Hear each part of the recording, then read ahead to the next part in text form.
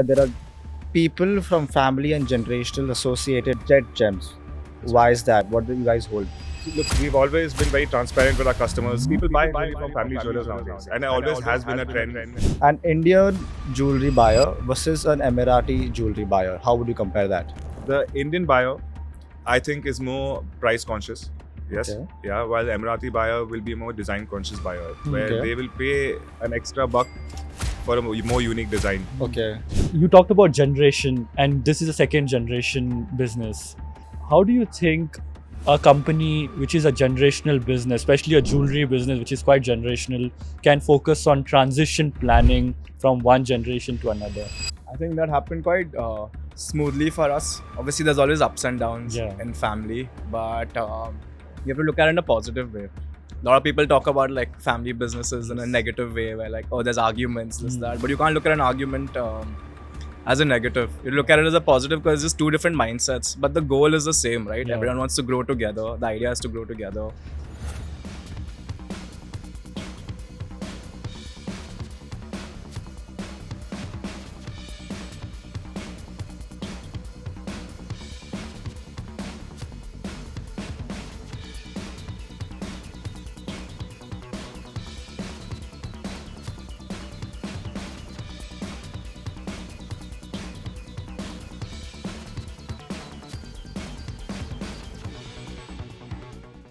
Welcome to another episode of Jewellery Insider with Arjun and Shan. We are at GJS, and we have, similar to me and Shan, two real brothers who are in this business. They are Bandra-based. They this company started in 1981, second generation jewelers, and I would leave for them to do their introduction. How are you all, guys? Shan, Arjun, hi. First of all, I must say, what a great initiative. I am very impressed with the kind of people that are on this podcast That's and the amazing. kind of topics that we are discussing is very important not only for our own fraternity but also for consumers who are watching this. That's true. You can get a lot of education from very important people in the industry who know the ins and outs of what's happening. We're here for the consumers. Yes, yeah. So back to Jet Gems. I'll let Janak give you a My brief name is introduction. Janak, and again, like what Mohit said, thank you for having us. Firstly, and secondly, I think what you all are doing is very different from what you usually see on Instagram or YouTube, because everyone's just always scrolling, Yeah. and you're just something you stop at that reel when you have that Yeah, 1 second that's like true. That's attention span, and Yes. you'll always So catch do- the eye. Sorry, do you want to introduce yourself? Again, my name is Janak. This is my brother Mohit, And what's we're the brand second name? generation jewelers. Brand name is Jet Gems. It was started by my father in 1981. What does jet gems specialize in, and how? What are they catering to? Who are they catering to? So for us, I would say we are very extremely designer based. We aren't looking for just a sale. We'll push boundaries in terms of design. Sometimes we've come up with designs when we are like, we don't know if this will work or not work, and but very design centric. Also, craftsmanship is very important to us. So we look at So- the little details in our finishing. If you look at a piece, for example, if you hold it, you'll put your hand over the prongs, you won't feel them Definitely, because there's yes. no roughness, for That's true. example. So those are smaller details. Talking about 1981, do you guys or would you guys say that there are consumers still being associated with you guys from back in the day, which used to come to your dad and are coming to you? Yes. And why is that? Similar to how our company has multi generations, we have customers also who have been buying with us, mothers, daughters, and now granddaughters who now work with us, where the grandparents have worked with my father. We have that, and I think that is quite common in India. You know, everyone has a family jeweler, and That's true. that's who you go to, and you take your children, you introduce them, and they also get into the habit of buying jewelry. It's an experience even on the consumer side, right? Like a mother and daughter coming to to That's shop true. for jewelry together. Speaking about consumers, there are, as you said, there are people from family and generational associated with gems, jet gems. Why is that? What do you guys hold? Uh, See, look, we've always been very transparent with our customers, and of course, jewelry buying has been people buy jewelry from family jewelers nowadays, and it always has been a trend, That's true. right? So if a mother has come in and we've been transparent with her, given a good service, given her very exclusive designs where you don't see anywhere else, that experience is a positive experience for the customer. And with that positive experience, they bring in the next generation and introduce them also to the whole jewelry buying process, also to the family that they are buying from. Easier to buy and sell jewelry. Yes, it is. And I want to go back to the start. Jet Gems. What's with the name? Do you have any back? I asked him as well. What's the story behind the name? So of course, Jethani is our surname. Oh. So just the short form was Jet, and Yeah. we were also focusing a lot on not just diamonds but gemstones. So it kind of came together, and Jet Gems was a brand name that our father thought of. Yeah. And you said it was not in Bandra initially. It was in Zaveri Bazaar that That's y'all right. were there. Correct, yeah. What's with the Bandra-based jewelers? Because it's a very close-knit community, and y'all have such level of respect, but also do a lot of things together. What's with these Bandra jewelers that are so Is- close-knit?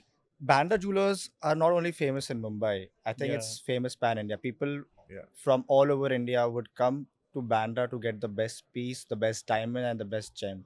What is the important aspect about Bandra I think jewelers? with Bandra specifically, I don't think it's only jewelry specific. You find this in everything. That's So true. Bandra's become a hub for unique things in Luxury. terms of food. Yes, luxury. Turner Road has become like that, and we've been one of the early movers to Bandra, and we've seen a lot of people come in and grow. And you're right, it is a good community of jewelers. We really look out for each other. And we've done a lot of good campaigns together. In fact, last couple of Diwalis, we went through a whole campaign of decorating, lighting up the whole of Turner whole Road street, and yeah. Waterfield Road, Oh, wow. which spans more than 2 kilometers long. Yeah, So it's a very big project that we took on, and we've done it for a couple of years now. that's true. And it's good to have this unity and brotherhood between Yeah. the jewelers in Bandra, so we can do more. That's true. on brotherhood, and we do podcasts together, so having two brothers is quite special for me. How do you all divide your focus on? What do you focus on, and what's your focus in the business? So we have two sides of our business. We started out as manufacturers before we got into retail, and so a lot of our business is part of wholesale as well. And so I handle wholesale, Okay. and Mohit looks into the retail side Okay. more. So we don't get in each other's way a lot, which is good, I guess. But at the end of the day, we take decisions together, which I think is very important. And how many years have you been in this business for? I know it would be since childhood. Maybe I don't know if you were playing with toys or I would jewelry. say Yes, yeah. childhood is actually the I'm right pretty sure he answer has a because- diamond crusted song like car Hot Wheels or something like that. There were a few things we played around with. Or probably Eventually emerald. had to be melted because For it was business not reasons. practical. For business reasons. Yes. So, in terms of your focus, which is more on the B2B space, Correct, yeah. manufacturing, what do you focus on in the manufacturing space? So, how does day in a life look like? So B2B again is very different from B2C because I have to think of what the other jeweler can sell rather than like what a client would want Yeah. from the retail aspect. Hmm. So we design very differently for our wholesale buyers. Also, we have wholesale buyers in different markets. So again, it depends on their taste, what works for them. A lot of them want lightweight jewelry or like budgeted pieces. So we add a design aspect to that also. If they give me a budget, for example, they're like, how do we fit this particular design? And fit it within their budget so they are happy enough to sell it ahead. Okay. So this was B2B manufacturing. What about you? So of course, B2C is like Janak mentioned, it's a completely different ball game. It is a more experience-based selling. Yeah, today in a wholesale, the customer when they come to buy, they are more concerned about the weight and the carat and and the cost and how they can potentially sell it ahead. In the retail segment, where we have to look into it, like it's all about the customer's experience from the time they walk into your store. Jewelry and product is very important. Again, over there, our design team is very strong. We really focus on creativity. We really push the boundaries. We are adventurous. Like sometimes we are also unsure of what the end result will be, but we don't hesitate. That's you know, true. we don't Trust hesitate. the process. Yes, yeah. Trust So the far, I mean, you're bound to make mistakes, but you learn from them. So far, it's worked out. So we keep pushing the boundaries. One question on this. You talked about pushing the boundaries. Can you give an example or something which might be something where you push the boundary? I can talk about how we stay current. Yeah. So today's world with like technology and AI, we have a lot of image generating AI softwares which are quite creative. So using very new tech is what we have now recently got into. Now Yeah. the result of that is that technology doesn't actually know how to manufacture. Okay, so it's an essential problem, I think, in most industries also, where design and a manufacturing will always have an issue because the design will be too creative, Yeah. but it might not be possible to make it physically. So in those sense, how we sit around and plan Work our out the way. hinges, our layouts, it's not easy. So a lot of jewelers face one issue is making the designs come to life. There are a lot of issues in that. Maybe the design doesn't work, maybe the stone doesn't fit, maybe the hinges are not matching. How do you tackle that problem? So obviously the designers we have on board, when they join us, or even like part of the process of as they're improving themselves, they have to sit in manufacturing for a minimum of 3 months to understand the Okay. manufacturing process. Because once they understand the manufacturing process, I think it helps them limit their vision also. Yeah. Because a designer can go and put anything on paper, They but can be more until they don't pragmatic. understand how it's supposed to be manufactured, Yeah. Yeah. it's gonna be very difficult. And obviously designers and manufacturing don't usually get along very well, but when you put them together and they understand each other's mindset, even manufacturing team can push itself to understand, okay, like, how That's do we true. make this This- design come to yeah. life, or like Yeah. explain to the designer that maybe a hinge on this part of the earring is not possible, versus if you Yeah. just move it to the left side, Yeah. it'll sit better, for example. Yeah. That's true. So it's the smaller details, and after 2-3 months you will notice that, okay, when the designer will stop making like larger than life designs, Yeah. but not Yeah. lose their core concept of Yeah. it. Yeah. Still be realistic with what they are, their Yeah. approach. Still be more than realistic, understand that this can actually be made, and for them also it feels good, right? Like, okay, we've created Yeah. something, and like to see it come to life is also, that feeling is obviously great. That's true. And yesterday we met Pople, Yes. Suraj Pople, and he said he sends his karigars to Italy to learn the art from an while you all Yes. try to marry your whole life cycle together, where it's yeah. designers and manufacturers. So it's quite interesting how That's jewelers are true. doing this. That's true. That's true. An Indian jewelry buyer versus an Emirati jewelry buyer. How would you compare that? Look, for both, from a retail point, are spoiled for choice. Okay, the Indian buyer, I think, is more price conscious. Yes, Okay. yeah. While the Emirati buyer will be a more design conscious buyer, where Okay. they will pay an extra buck for a more unique design. Okay. You can see that it's not like they don't have options in the Middle East with all the big brands, global brands. So how are Indian jewelers managing to survive there? Yeah. Is because of the uniqueness of what we can provide. Today, the amount of effort we can make to go and source an emerald from Jaipur, which is specifically chosen for this design, you don't see a big brand going through all that effort for one That's customer for one piece. That's right? true. So that Emirati buyer appreciates and will pay that extra buck for that effort put in by us. Yeah. Whereas in India, again, the main jewelry buying has always been wedding based. And also investment based in some senses. Yes, of course. For gold jewelry, it That's is very also, cultural for us. I Yeah, would even say. if it's Yeah. diamond as well, they still do see an investment aspect of it, like course. subconsciously. Yes, of course. But would you say that वो जो middle eastern buyer है आपको पूछेगा कि को सोना कितना है या would that be his first question? There are also those kind of buyers in the Middle East, depending on which region you are selling in. Okay. But less so on a retail point. Okay. You do see that kind of customer at international shows when you go to the Middle East, but not so much at a retail point. Okay. Okay. Yeah, like Middle Eastern won't ask for like labor charges, Yeah. things like that, which is very normal for like Indian consumers. But I also Mm. think Indian consumers are very educated about jewelry. That's true. In general, Mm. they already have an idea of like what color diamond That's they true. like, That's things true. like that, like That's what true. cuts, things like that. Also, That's true. for solitaires, they'll want to come see 10 options. Yeah. Versus a middle, That's true. like an Emirati, if they see it and they like it, for them it's like, okay, I'll take it. Yeah. Versus You want to ask? So, Mohit, you were talking a lot about tech and AI. Firstly, I want to understand how tech and AI has placed in the jewelry industry and how you guys are placing yourself. So I'm very forward with tech. If something does if something is launched and it is beneficial to the jewelry industry, I'm the first to hop onto it. Okay. So in the last couple of years, I have been playing around with image generating AI, which is like Mid Journey, and now you have a lot of other options as well, where you can create concepts of jewelry designs on that. Going forward, the next shift which I think is coming in AI is data analytics. Now, how that applies to our industry, again, we have to see. So, in the technological aspect, how can data be used or capitalized for the jewelers?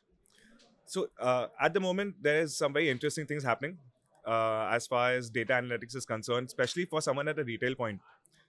The whole setup, if I can explain to you, is very interesting. Okay. Now, today for a retailer, their customer is the most important asset, right? That's true. You want to know everything about their customer, their behavioral patterns, what they like, what they don't like.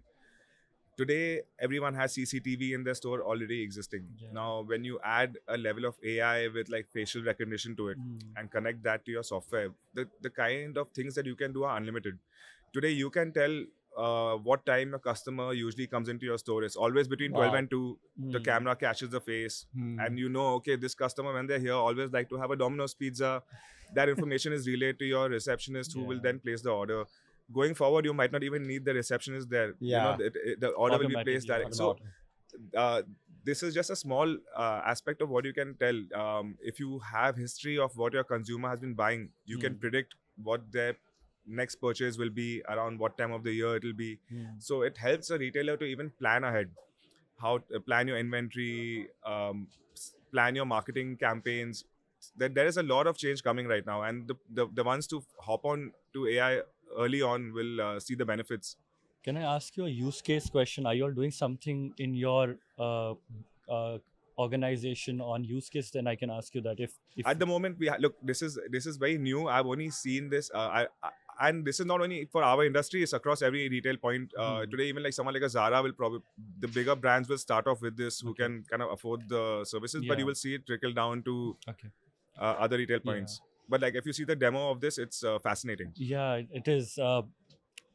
Coming from the west, so I live in London. I just came here for the podcast, so I can see the hype around AI in Yes. a lot of industry.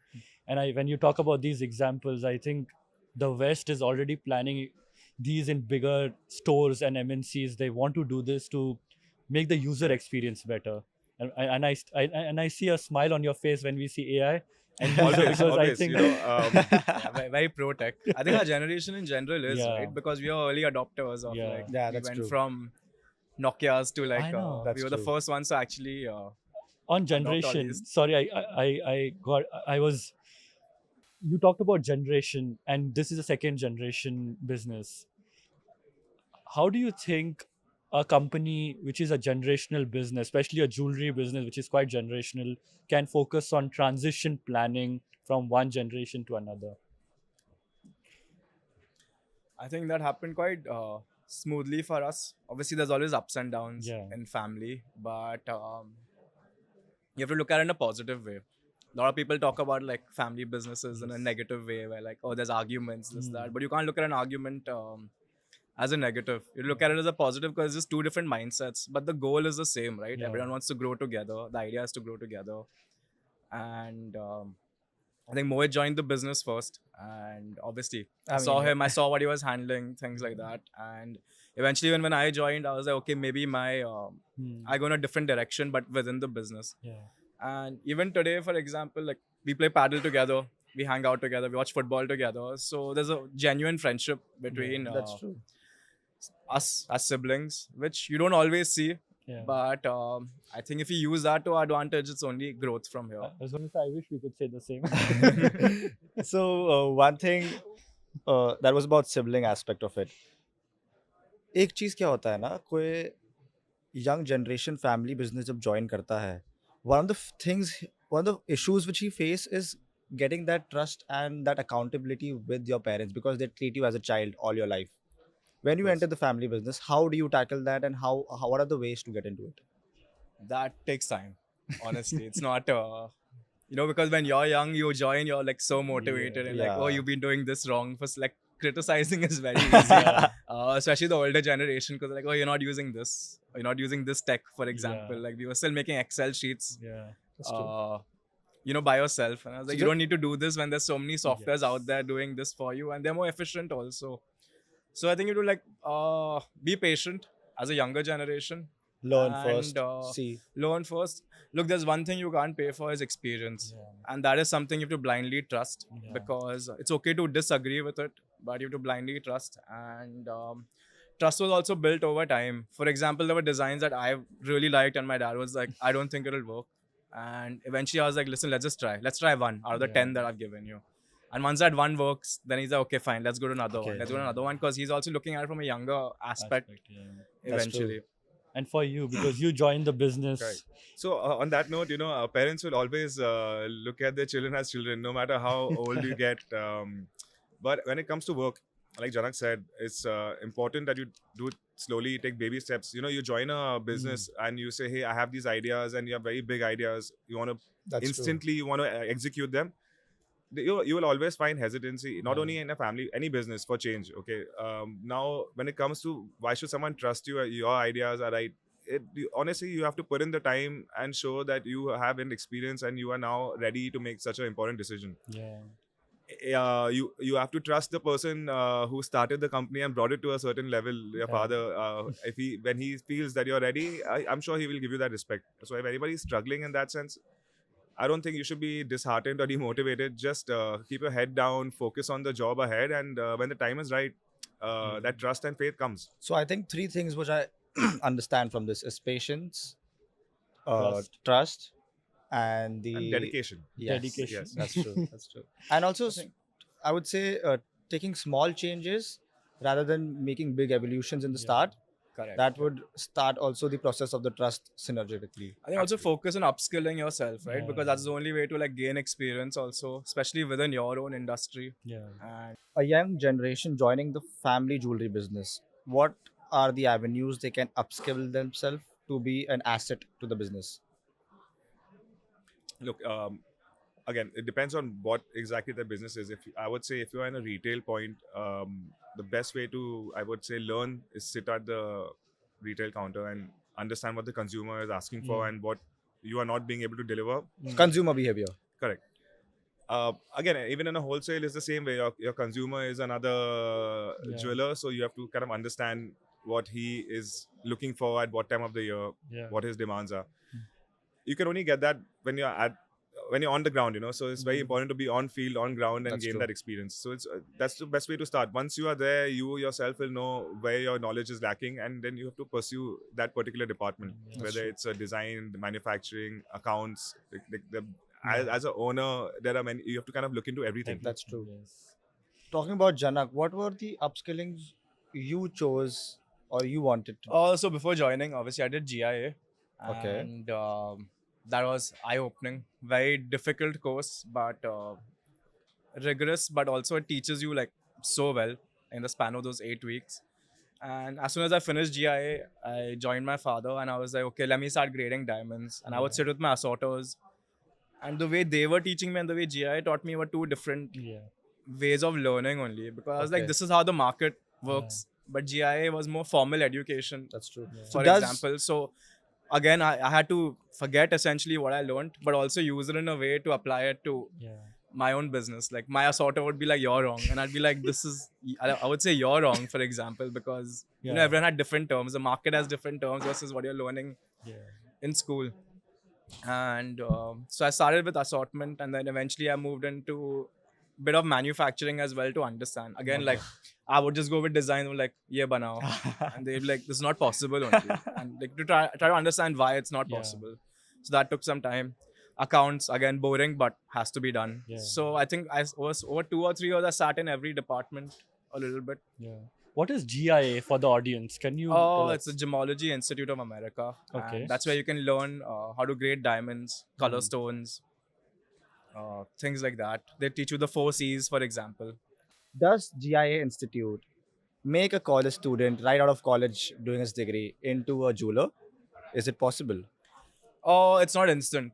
Again, jewelry is something like this is an industry you really need experience. You Okay. can't just walk into and be like, oh, I have these designs, I made this, and you start selling. There's so much to learn. There's even explaining someone the difference between 14 karat gold and 18 karat gold, for example. That took some time for me to understand, Okay. just as an example. But again, you have different gemstones.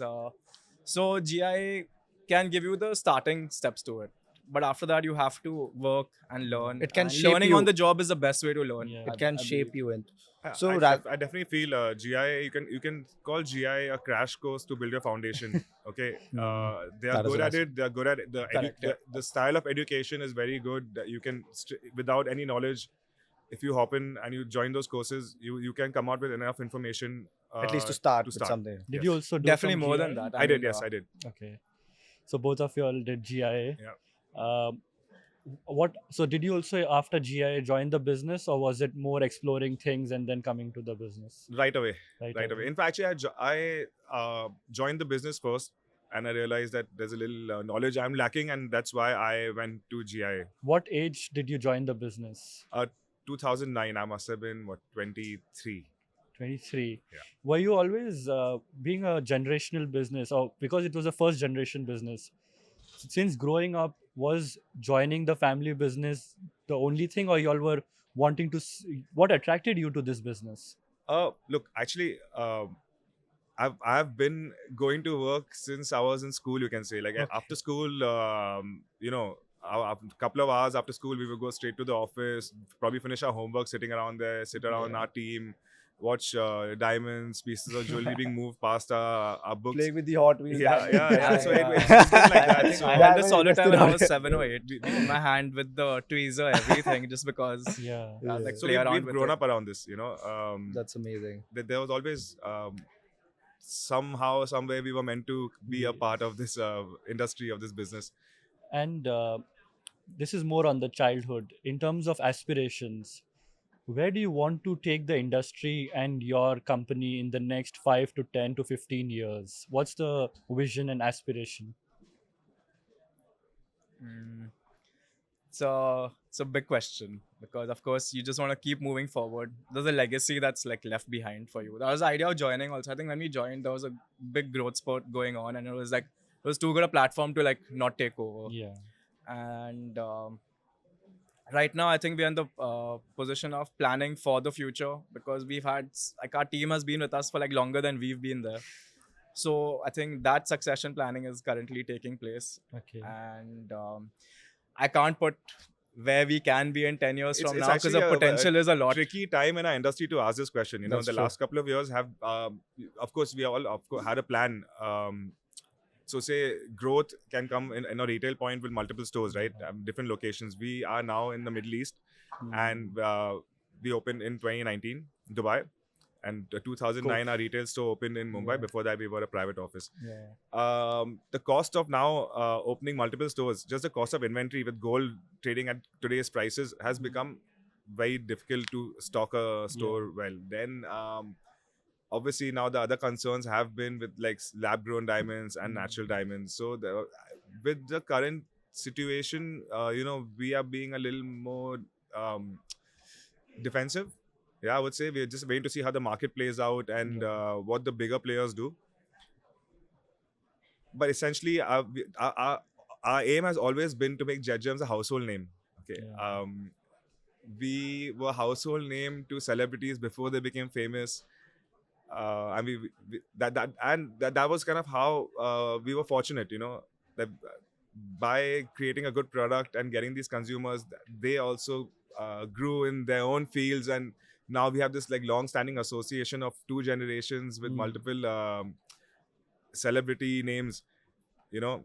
So can you name? Is it okay if you can name those celebrities and course. what type of jewelry they are oriented towards? Diamond or stones or polki or So, jadao? do you want to? Again, I would say they like custom pieces. Definitely. They want something that no one else has. Definitely. And again, another thing we were comparing to, I would say, the Middle Eastern market was they want something that no one else has. Like it's easy to walk into a Cartier and Tiffany, but that's something that anyone can have access to if they're willing to spend. But with us, I think they enjoy the process of sitting down, creating something that they feel emotionally connected to.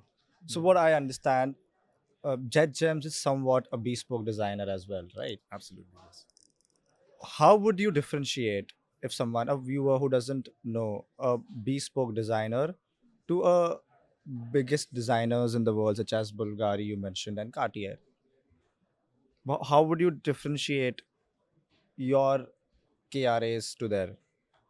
So look, I'll tell you today, even a Bulgari or a Cartier, okay, they come from being family, like family kind of jewelers. Now they are at this point so big that today you as a consumer cannot walk in and say, hey, I would like to sit with your designer. I would like something specifically designed for me. There are of course customers who they would do it for, but we provide that experience to everybody. Yeah, so you can walk in. If there's something on your mind, we'll make it happen. I've only heard this thing, Victorian jewelry in Mumbai, and it is quite famous majorly in Mumbai. Can you explain what is Victorian jewelry in a simple terms? See, it's a style. Okay, it's a design style of jewelry. It's they're trends. Okay, they're trends that come into the jewelry market today. You will have a trend for antique, Victorian, turbo gas. There are different demands that happen. There are some people that specialize in this, yes, but we have, of course, ventured out into a few pieces of Victorian. How would you say that is a Victorian jewelry? Does it have diamonds? Does it have stones? Does it have Of course, polki? yes, Does yes, it yeah. have? No, Is it lightweight? It is Is all it heavy? diamond. It's all diamond jewelry. No, it's all diamond and gold jewelry. Again, you can make it's a style. So you can make it in a silver also. You can make it in a brass also. You can make it with any stones. It is more about an aesthetic, a So design. there is this thing called Victorian jewelry? I've heard a lot about. Can you can you tell people or explain what Victorian jewelry is? Okay, so I'll make it very simple for the Indian consumer. Victorian jewelry is you can say the jewelry from the Victorian-era, from the Inspired, British. yeah. Yes, like today when you talk about like Indian royalty and we look at Jadao, the same way like British royalty was known to be wearing Victorian style of jewelry, and Okay. it's again a very old aesthetic, like old style of jewelry, but it is coming back now today with modern manufacturing trends. Okay. People are exploring these older designs, older styles with newer manufacturing technology. And just to add to that, in London also we are seeing a trend where people want to buy or live in Victorian houses. I think that trend is again Yes, coming back. everyone where, wants to, I guess, feel like royalty, you know, Yes. and live how the royalty used to live. And Yes. yes, of course, I guess even jewelry is, in Is a like sense, that. this similar. trend coming Yes, back. yeah, wearing jewelry for a normal consumer, it comes Yeah. from the royalty consuming the same Yeah. product. More than a trend, I think there's a generational. A generation hasn't seen what the older generations That's are true. doing because Yeah. they weren't again born or even around for that Yeah. matter. So when we bring back a lot of older designs or like we've gone back with concepts Hmm. to our team and they were like, oh, we did this 25 years ago. Oh. And we like, obviously I was like 5, so Yeah. I didn't know. But again, you can see that happening with like, I can see in my friend circle group also, like they'll go see their mother's old jewelry and they were like, why don't you all make something like this? Yeah. And for us, it's like, oh, we've already done it, which is why we don't venture back into Yeah. it. But that information is again coming back. We now go Redefining back it. to our catalogs from like 10, 15, 20 years ago and like again, try to redesign the same things that we've made Yeah. or like take inspiration from our own designs. Nostalgia is That we yeah, exactly. But again, it's for a new consumer base altogether. Yeah. It's not for like the same people who have been coming. Yeah. Thank you so much for coming to this GJC podcast. Thank you I for feel having this was us. an Yeah. amazing for having us. This conversation. was, Yes. A lot about There's obviously B2B a lot more to aspect. talk about. Yes. but, That's true. That's true. We'll call you again. Don't worry, Yeah. guys. We have a lot more. Avni, please help us with the coordination. We definitely want to call them. But thank Of you course, so great. much for coming to this podcast with GJC and Jewellery Insider with Shan and Arjun, a product of Jewelry World Exhibition. Thank you, guys. Thank you so much.